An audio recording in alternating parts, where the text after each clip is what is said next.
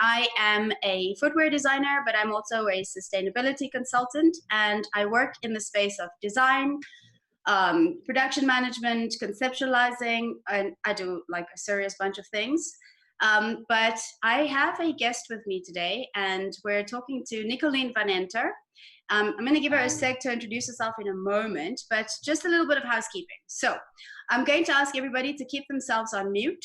If you do have a question, I'd love you to pop it into the chat, and I've got someone reading the chat for me. So whatever questions you have, I will be able to ask it to Nicoline. The only reason I don't want everyone to unmute themselves is because Zoom sometimes becomes a mess when everyone talks over each other, and then you can hear no one. So I'd prefer it if you do pop your questions into that would be great. And because for those of you who are in SA and hashtag internet problems all the time, perhaps if you do put yourselves on sort of the no video view, your connection might be a little bit better. But if you want to see yourselves and you want to see others, go for it. So what I'm going to do is give it over to Nicoline to explain what is it that the footwearist does, and yeah, we'll chat further from there. Okay, perfect. Yeah, hi everyone. Thank you for having me on your very first vlog. Great job, good start. So my name is indeed Nicoline Van Enter. Most people call me Nico, so you can also call me Nico, which is way easier to pronounce. I am heading the Footwearist, which is an international platform for footwear innovation. I work strictly with footwear companies, professionals, and I work across the entire supply chain. So my customers are machine suppliers, material suppliers, both raw material as well as finished goods, footwear brands. I've worked with most of the large brands ranging from Adidas, Nike, Timberland, Birkenstock, but also startup brands a lot. Retail and technology suppliers. So I also do a lot in digital transformation, so working with whether it's digital manufacturing technologies, new types of software, digital design, artificial intelligence, basically anything that relates to footwear innovation, and that could be an actual improvement of the industry. That's how we define innovation. It's not just about new, it's about making it better. I work around the globe, basically in any part of the world, not yet in Africa, and that's actually why I'm so interested in this conversation. We hope to change that. We'll have to change that. Well, actually, and that's why I was so happy that you invited me before I tell a little bit more about what we do. I was actually supposed to be in Africa right now as we speak, because I had planned before Corona that this summer I was going to do a tour of I was going to go to Nigeria, Tanzania, Kenya, and Ethiopia, and potentially also to South Africa. Of course. To research different possibilities for ideas that I have in mind on how I would see the start and the evolution of manufacturing in Africa. So it doesn't happen now, but it doesn't mean that I'm not doing things online. So that's one thing. Now, what we do with our platform is threefold. We have an online academy. It's called Footwearology. So if you go to footwearology.com, you will see our online courses. So those can be followed from everywhere, and we indeed have people from everywhere. It's aimed at footwear professionals, so we don't have, as of yet, very beginner level courses. It's meant for people who are in the industry. Then we do lots of conferences, which we now do online, different webinars, similar to what you do now with different guests.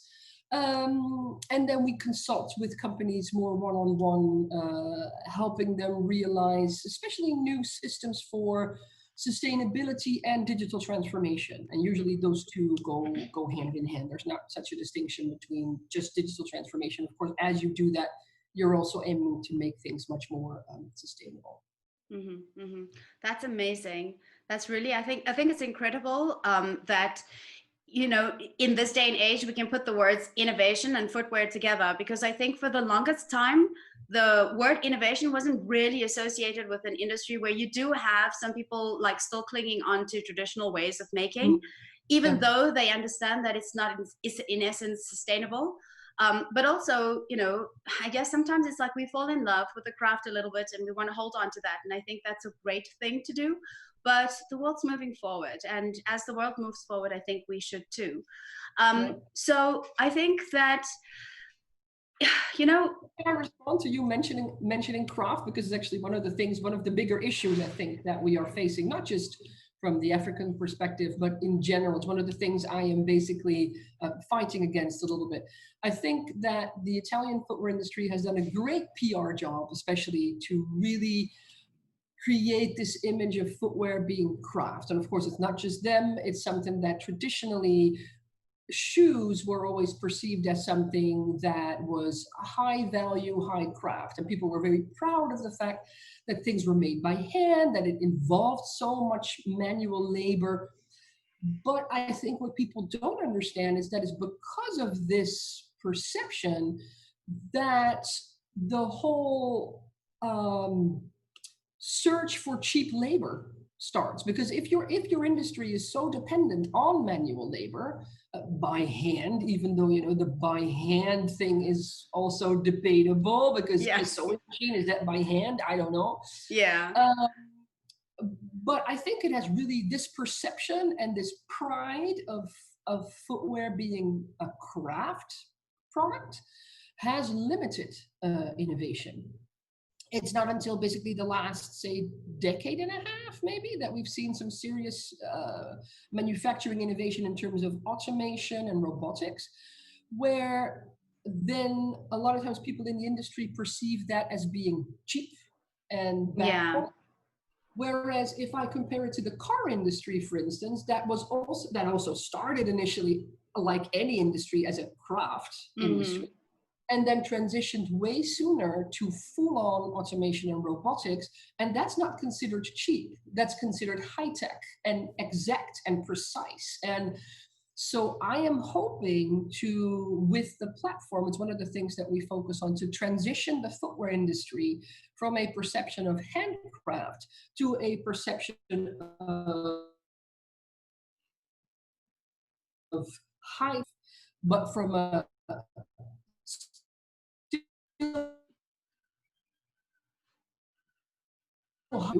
perspective. It's not about making stuff just cheaper and faster. Right. So that we could make that production not just ecologically sustainable, but also financially sustainable for the long term in any country. That's so whether right. that on the African continent, where we are starting with production, where we have the opportunity to start from scratch in a new way, or whether this is in Asia or in Europe, where we want production back, where we also are not looking at bringing production back that is done by artisans, because we will have that production still for sure. But Right. for high-end, high-level luxury footwear, that also involves a very high level of handcraft that takes you years to master. The craft will remain, but it will remain in that high-end luxury segment. At the same time, in this world, we're looking at 11 billion people, potentially 13 billion people, that we need to make shoes for in a most sustainable way possible. And I don't think we're going to do it through craft. I have to say that I do agree with you. I think that, if you think about having to shoe as many people as this world has, I don't know, and I don't think that that is the answer. So I wanted to frame this discussion about the future of manufacturing by first maybe zooming in on what is actually going on in terms of manufacturing innovations within the areas that you currently work in. So that would be primarily Asia and the Americas and Europe. And then we can sort of, kind of see how is that in comparison to what we have going on here. Yeah. So in general, the big shift that we see and that we do a lot of work in is indeed towards full-on automation. So, and that has consequences for all levels. So for how you design a product, what materials you make it from, how you make it, where you make it, the size of your factory facilities, all of that. So we come from a system where the idea is, okay, you have a designer, they draw a shoe, right, multiple by hand, and then it became in Illustrator or Photoshop, on the computer, but still 2D. Then it goes to a pattern maker, they make the patterns, of course you have the process in between with marketing and sales. Are we going to make these shoes? Is this what we want? all that. Then it goes to pattern making. Then we go to sample making in the factory. And the factory now oftentimes is in another part of the world. Then we make several sample rounds. And then after we are happy with the samples, then we start pre-selling them to our customers that are often retailers, either physical or online or both. And then we make, and when we have enough orders, that's when we put them in the factory, and then we have several months of waiting time for stuff to come in, and then we ship. Now that system is flawed in many ways for what we need now, especially now with COVID. We can see what a big problem it gives, right? Mm-hmm. Because now suddenly, oh, what happens if factories in China have to close? Boom, there goes your production. You cannot go there. How do you communicate? How do you get your design to go to that factory? So we, for instance, teach a lot of digital design and rendering, and now we get a lot more students in that are like, oh, wait a minute, now we have to start doing that because we have to start doing stuff digitally that we can then send to the factory. Right. What we're trying to achieve, I think, in general, when it comes to innovation, is to be able to make things that are more exact to the wearer. So whether this is your personal taste, your personal size, both, so that we have less overproduction. So we don't want that much waste. We want to have it more focused as much as we can on the specific consumer. Mm-hmm. That can also mean that that consumer is involved in the design process, usually in color material, but it's also something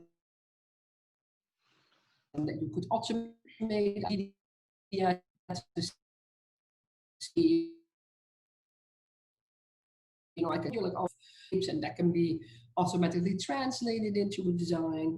And then you basically want to make that shoe most automated way as possible and the cleanest way possible. So little waste, no hazardous chemicals, and eventually also in a way that we can fully recycle that product, whether this is then a process of biodegradation, composting, or a process of plastic that is being either mechanically recycled or chemically recycled. Mm-hmm. So that's in a nutshell, more or less, the direction, the bigger direction that you see the industry go in. Mm-hmm, mm-hmm. So, in your opinion, how long do you think it would be before we reach that golden standard of being able to close the loop in footwear manufacturing, where it could actually be something that is a circular product? I know that, okay, look, I know about the Futurecraft, and I think that that's really great, and I know your opinions on Futurecraft, but I'm talking about like real world examples where, this is actually tangible and it's available to the masses. I don't think that Futurecraft is going to be available to the masses. Like if I think about how much people are willing to spend for shoes here, for example, something like that, it's kind of a, what do you call it? An ambitious buy. It's ambitious, and that's nowhere near market reality. So definitely an ambition. Is it something that we can realize tomorrow? Definitely not. So it doesn't mean that we cannot do anything now. There's many steps that we can take. And I personally think, and that was why I have this interest to go and do some research in African countries, because I think it's a great start position. Because I always think about there's a saying in Dutch, and I know some of you speak Afrikaans, so I'll say it in in Dutch, and it's called "wet op de remmende voorsprong," and it means it's in English. The translation is the law of the handicap of the head start. And it means that if you have a head start, so for instance, originally in Western countries like Europe and America, we had the head start in terms of technology. Then Asia came up, and they started, of course, where we left off. Of course, when production started back in Asia, they didn't have to go with the steam machine and all the stuff that we did at the beginning of the Industrial Revolution. Same comparison with phones on the African continent, where you largely skipped the landline system, because why? I mean, the mobile system was ready by the time that and then it was much more useful to say, we start from mobile. Why would we install an old system? Exactly. And then, of course, if you have a system already, and then you want to innovate, it's a lot more work, because you have to then dismantle the system that you have now, put the system back in. I personally think if we look at things like self-driving cars, other types of innovation, that will happen way sooner, I think, in Asia and especially in African countries, because as you start building an infrastructure for that, you can build it for the latest technology and not for old technology. And that's what I'm hoping to achieve, because what I do see happening, and it happens a lot of times when I look at developing countries, and it's not just on the African continent, right? It's also South America, different parts of Asia, where, of course, their perception of what the Western world is a bit outdated. So for instance, I now work with a great institute in Nigeria. They're setting up a fantastic hub for footwear education, and I'm involved in that. I'd love to help. But they went to Italy to learn the craft of hand making footwear. Right. And that is something that I would not have suggested, because it's an old-fashioned way of doing it. And it's again the lane of setting people up for cheap labor. Why are people interested from the big industry in African countries? Because they're like, Africa, no, because, and it's not in the advantage of the countries itself. I would much rather say, can I not? So now, for instance, we have a great need for people who can do 3D modeling. Yeah. As we see this shift to digital, we have a big need for people that can do 3D modeling. There is no reason why we could not start with that straight in African countries. I would much rather teach people in African countries the latest technology from the start, and give them again the head start and the advantage, rather than saying, I'm going to teach you the way we used to do it decades ago and then build up from there. Because then there's a lot of stuff you have to unlearn. There is not so much handcrafted leather footwear sold anymore, not even in Western countries. Everything is sneaker based. That's right. That's right.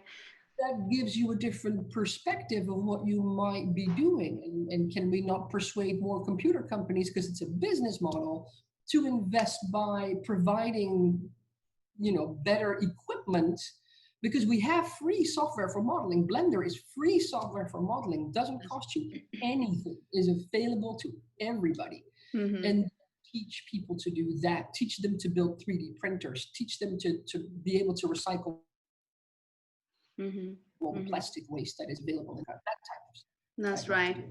That's right. Before I have a really interesting comment here from Voden, and I'm going to get to it in a second. But just going back to what you said about each one sort of like, it's like a game of relay, and one person or one country steps forward and another one takes the baton and then carries on. Yeah. My concern is that I see, for example, I think it's called the Jamia Industrial Park in Ethiopia, and it's Chinese funded. And they have massive investment going into it, but it's literally more of the same. And my concern is that what if COVID has taught us anything, it's the dangers of having a single source for your product. And so that single source for your product is kind of, well, now they open their doors, but I mean, at one point shut their doors completely and no one could get product for them, which meant this domino effect down the line.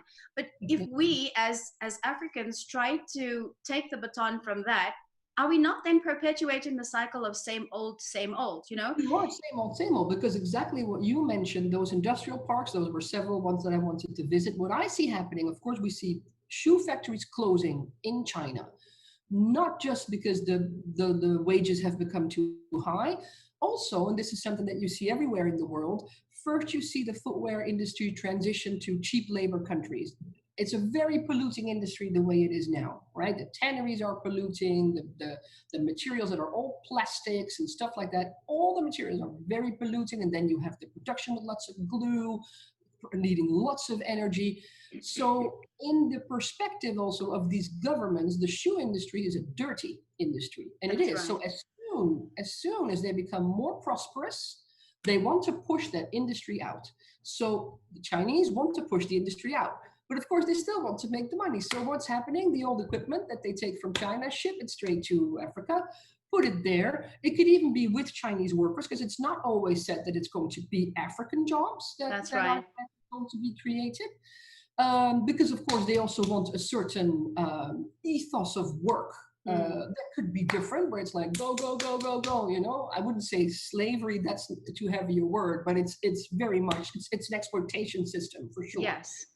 So and also, of course, since there's no rule system yet on the African continent, and still lots of corruption, they can get away with all the polluting practices that they can no longer get away with in their own country. You know, a lot of times what happens when we look at sustainability, there's lots of countries that have said you can no longer do this, but all the stuff can still be exported.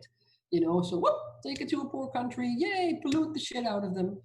And then after that, you know, decades after, indeed, when the rivers are literally yellow, that's when we start thinking, oh, maybe sustainability.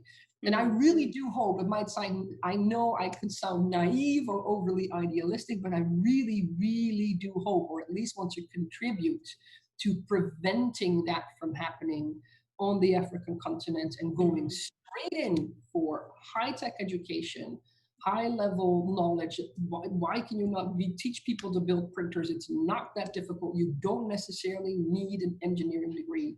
So there's lots of things that we can do, and to start with the manufacturing straight as sustainable as we can do it, because on the continent you will need to create an infrastructure for supply as well, supply chain. And that's of course very difficult still in African countries where there's no supply of specific, more modern materials. So that can be set up with recycling of plastics. It will take time. Yes, of course, it's not tomorrow. Yes. But let's strategy that we want to do that.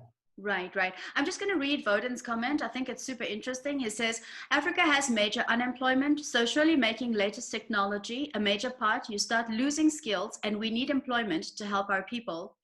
Sorry, I disagree with the cheap labor regarding South Africa. We have massive labor costs involved in our factories, hence why China, India, etc. is so much cheaper, as they don't play with the fair trade and human rights we work with in South Africa. He goes on to say, the Chinese are also coming into Africa due to the US-African AGOA agreements, and this is an issue, as this way the Chinese can then not pay any duty. I think in SA, I don't know if everyone else is familiar with it, we call it eating with both hands. And the majority is that these factories are Chinese run and Chinese workers, and they don't pay the actual labor costs in the country that they work in. Yeah. So, it said that in I think it's 2030, 1 in 4 people will be an African youth, right?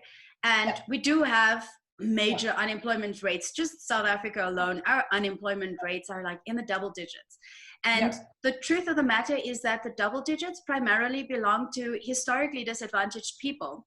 And these are people that are not going to have money to go to university to get the engineering degree that you say we don't need, right?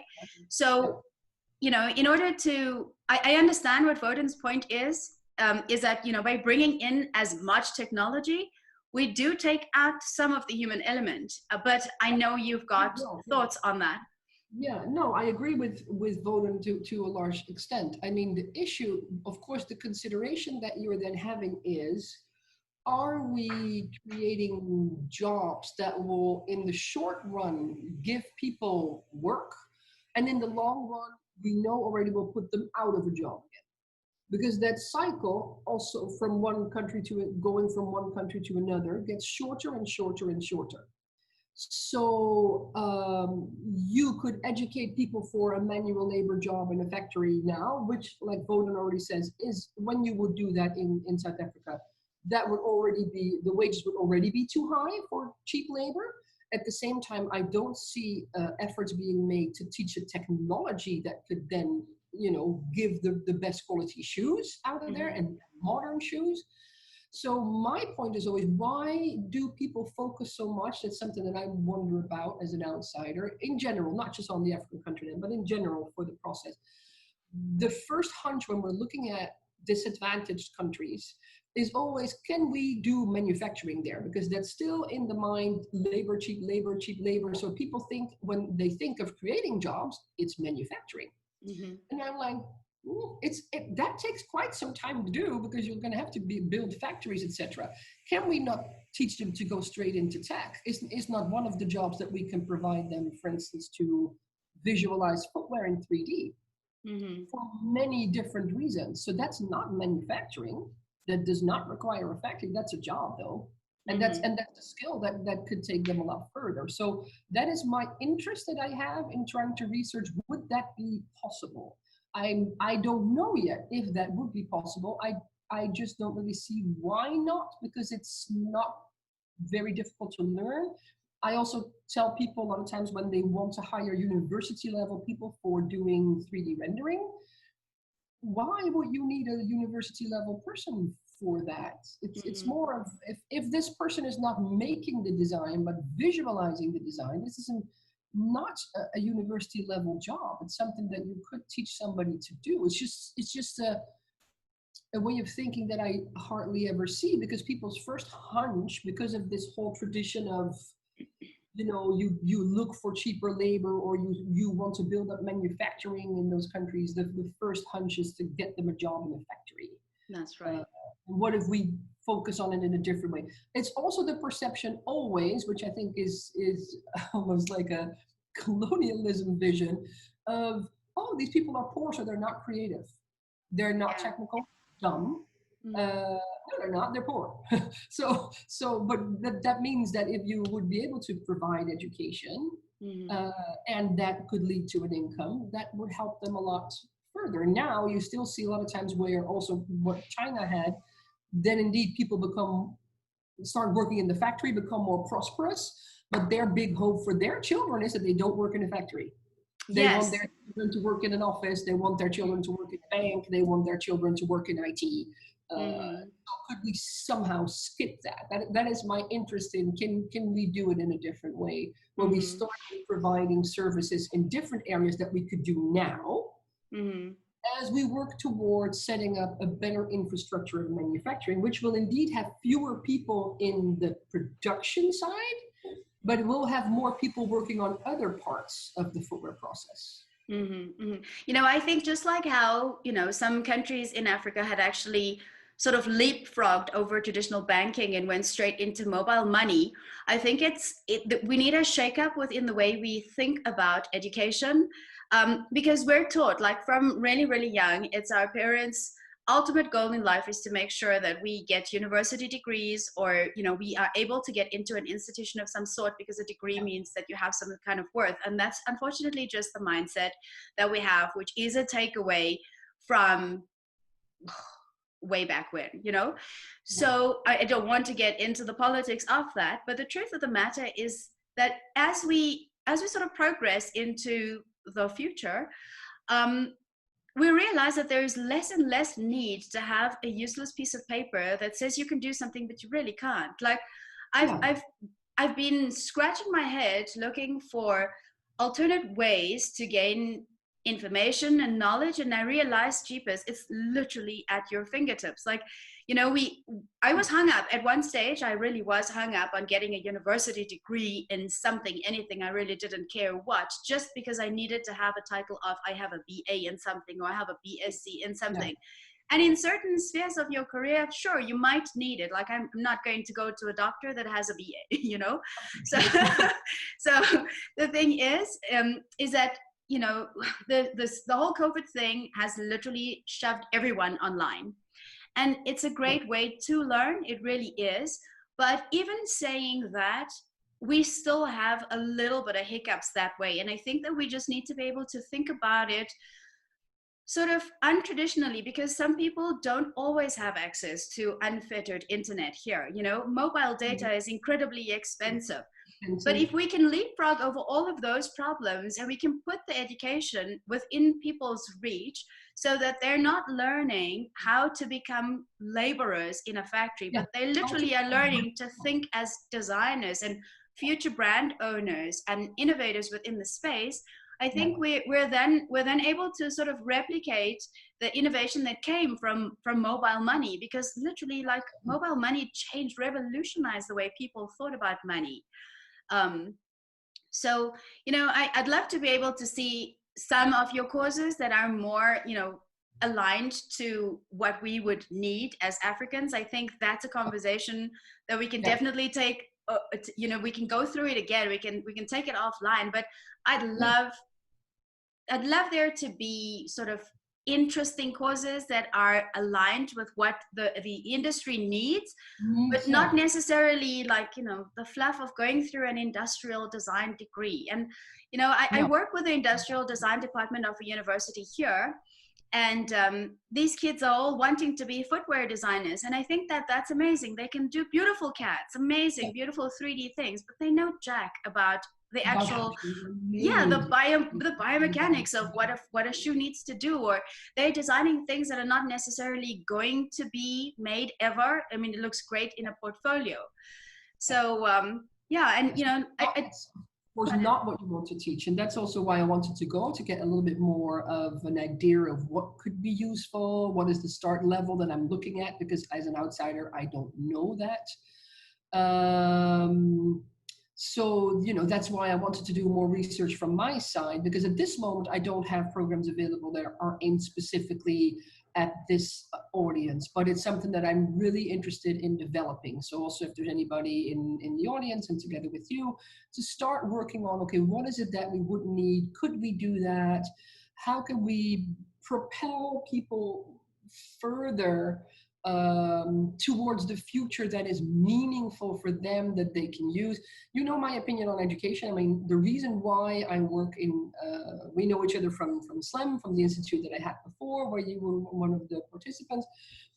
I am very frustrated with the way the way academics work.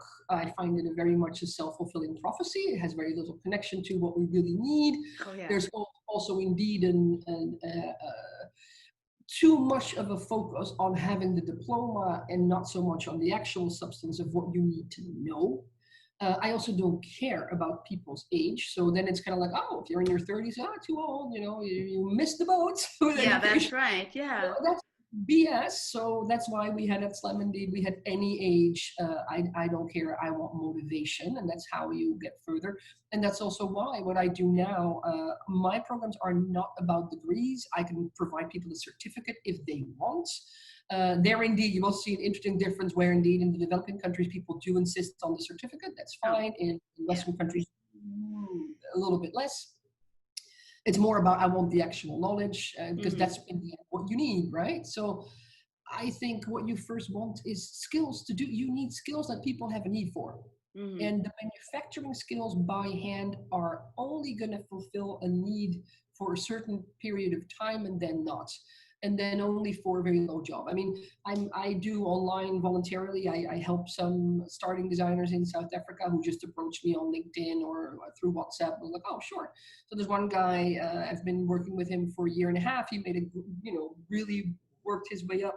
He finally had a job in a factory to basically work in manufacturing, and then COVID came, boom, there goes the job. Oh, so had he had skills for digital design, even if you cannot always be online or whatever, there is still a lot you can do. Of course, yes, it does require equipment, but so do factories. So rather than thinking sewing machine, could we think computer? So, you know, that's the process that I have in my head now, where I'm like, could we start there from a very different angle? And then as we start teaching people modern methods of footwear making, modern methods of design, and visualization that they can make a living with right now, wherever they are in the world, and then progress as we go along towards a different kind of manufacturing that takes time to develop, but eventually will be the future regardless of where you are. That's not just an African thing, that's for anywhere. So I have a question here from Voden again. Voden says, can I ask Nicoline a question? And please be frank. What is your perception from the country you sit in with regards to the footwear industry in South Africa? I think he wants you to just zoom in on us. Sure. So I'll be honest, I don't know all too much about the current industry in South Africa, other than through people that I've met, like yourself, but also some other people that have come to the Netherlands to meet with us, who were, I think, from the South African, Footwear Association. I don't know what the exact name is. We've had some people visiting from there. As far as I understand, it's relatively small. First of all, the industry is such, compared to actual manufacturing countries, and old-fashioned. So I get also what I see from the students that I now get work from. A lot of them work for the companies that make footwear for school uniforms, for instance, for school uniform, which is a very typical local thing, which is something that you might be able to export it to other Commonwealth countries that also have school uniforms. We don't, so that's already a type of thing that we don't even have a market for. Mm-hmm.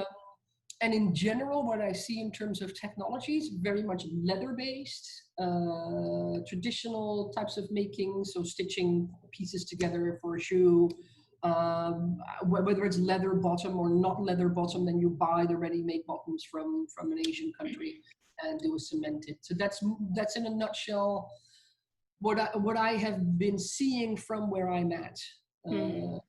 Of the South African industry. And that's also as much as I know. So I don't pretend to be in any way, shape or form an expert on the existing industry as such.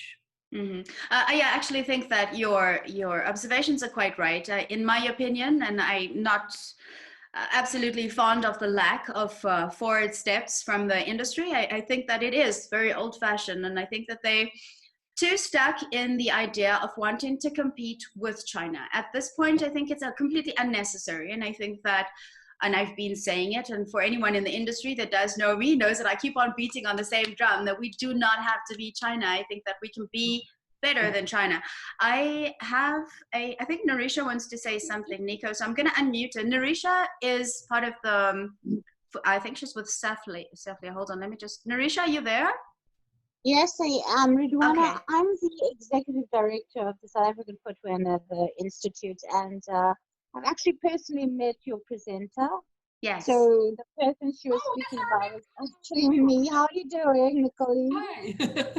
Yeah, so I know Nicoline for the first time when she presented guys at the World Footwear Congress in Portugal. Portugal, yeah. Yes, and then again, she's done a few sessions with the Footwear Distributors and Retailers Association of America. Yeah, FDRA. So yeah, and I've been actually after her from a foot fetish point of view. We've had conversations about partnering up with some of her content for industry as such. But I raised my hand to make a correction, Ridwana, and to Nicoline. I'm not sure who you've been exposed to in the South African footwear industry, but when we are harnessing the likes of Steve Madden to our shores, our manufacturers, especially in KZN, who form about 80 to 90% of footwear manufacturers in South Africa, are definitely not all old-fashioned. So yes, we do have a sector or some manufacturers that still need to be pulled out of that historical old-fashioned classic type of manufacturing. But we've currently got the likes, and I think Voden's on here as well.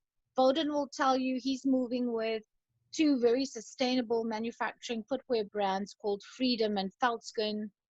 We have absolutely so much of potential. We've got brands with Angel Footwear.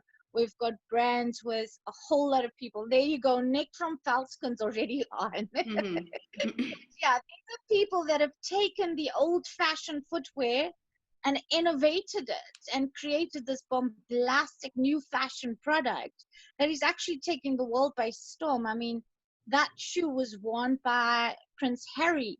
It's got names attached to it like Ashton Kutcher and Mark Cuban.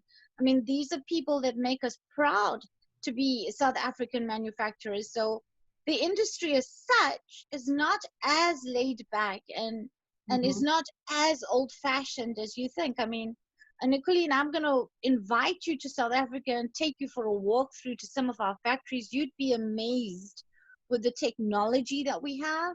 You will actually be amazed at the infrastructure we have within our factories.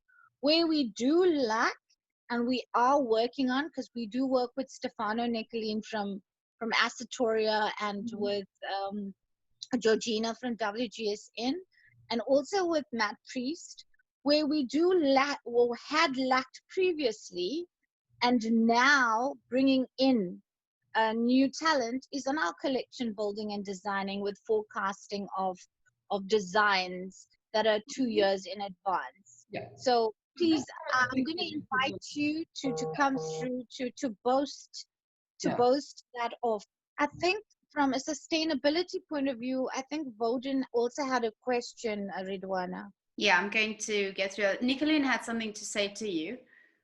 Yeah, because I mean, so in general, I by no means mean to talk down on the current industry. I do wonder why, for instance, companies like Steve Madden come to South Africa, because I cannot help but think of labor cost. So that's still one of my questions. I looked at the Veldskoen one. It's a great marketing campaign. There's nothing wrong with the shoes, but the construction of the footwear as such is a more older construction because it's a stitch down.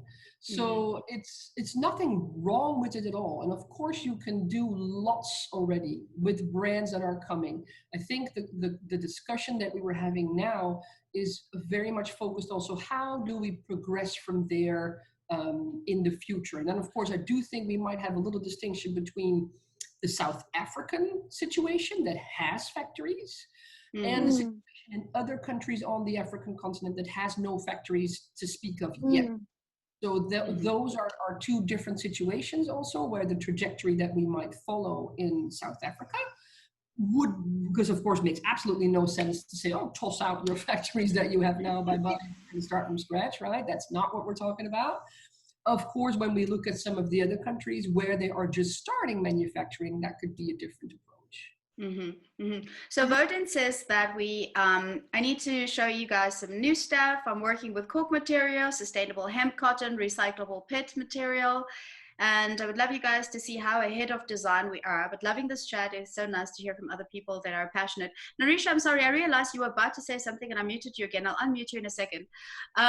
So for example, the Steve Madden thing, I know the manufacturers and I also know the person who actually brought the account to SA. And what constantly surprises me is that we still are doing just sort of like maybe one or two or maybe three different types of construction for them.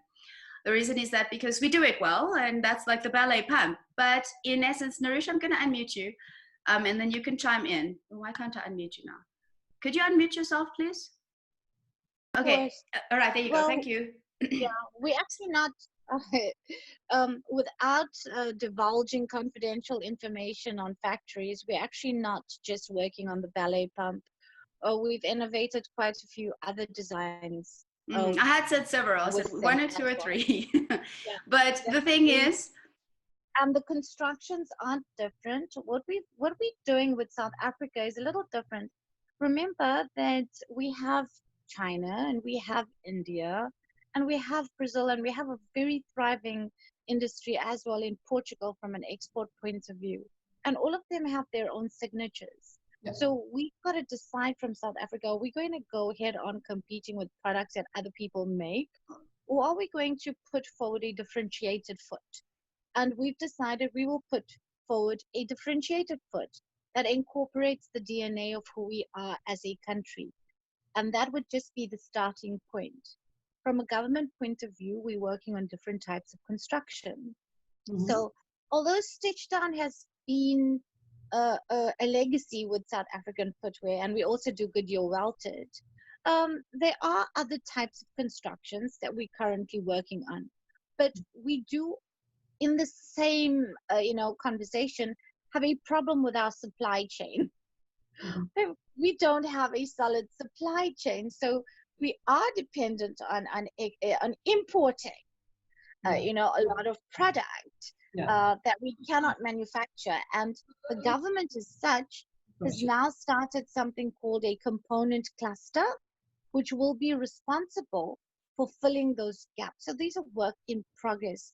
Nicoline, I love your suggestions, and yes, you're right. When we look at the whole of the African continent, South Africa is somewhat different in the sense that we have a more strong and firm infrastructure, number one. And we do have an existing industry. The rest of Africa, very second-hand markets, very laid back, extremely old-fashioned. I mean, I've been in Tanzania, and Tanzania has, Clark's 30-year-old shoes. in their Can I stores. make a remark there? Because it's one of the things that I'm very interested in looking at. It's one of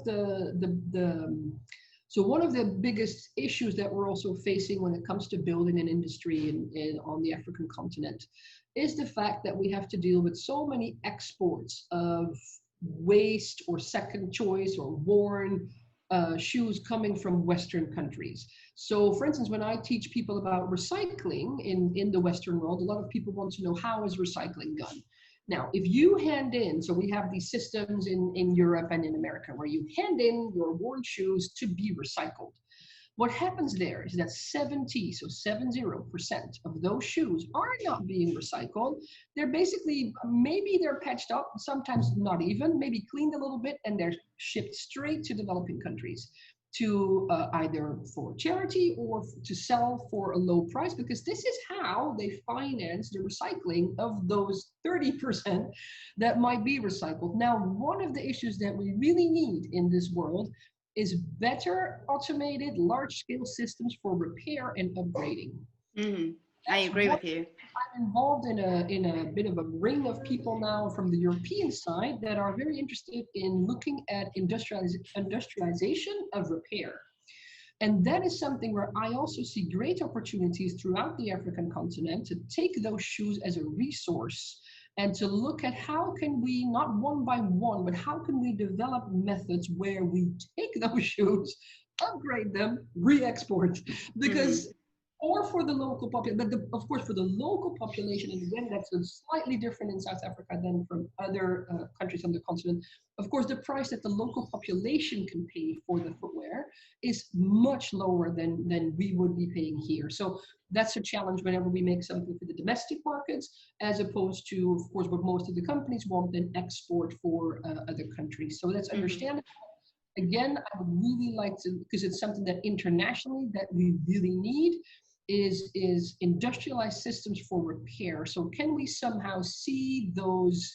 I'm hoping to persuade one of those charities that are collecting footwear to start raising funds for setting up facilities for upgrading those things. And not in a DIY fashion, in an industrialized, professional way, and indeed to teach people to design starting from a finished shoe. So here you have a bunch of finished shoes that are from everywhere. They're just smacked on your table. What do you do? And I have some examples that I showed also in some webinars that I did. Yes. Oh my God. I love what those girls are doing. It is incredible. That are doing that and are building factories for that. And that's all very high-end luxury stuff, but it's all stuff that you could do in African countries. So that's more, again, longer term. So I wanted to ask Narisha, because I really liked a bunch of her remarks.